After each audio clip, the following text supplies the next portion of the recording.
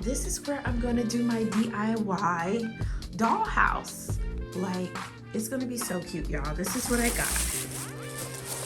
This is what I found at Target. Literally $5 each was these baskets. Right? $5.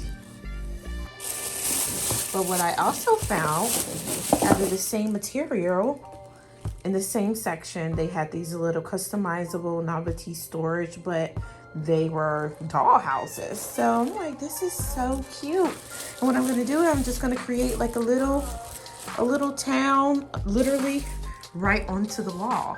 And so I have these little, I'm actually gonna go ahead and hammer them in with nails just so it's definitely secure. I would use the sticky tape, and since this is a rental, I would probably recommend it, but I don't want this to fall on her, and I know she's gonna like put stuff in it, so that's why I'm definitely going to do the hammering. And when I move, I'm just going to use the spackle and spackle it up, okay, sis?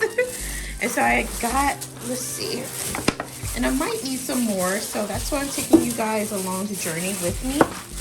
So 1, 2 of the regulars. And then I got 1, 2, 3. Let's see, what's this one? Is that a house too?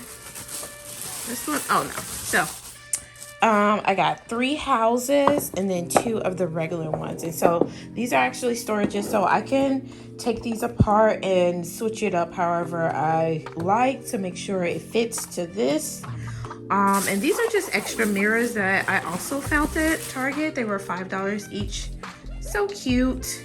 And so I'm not sure where I'm gonna put them, but we'll see.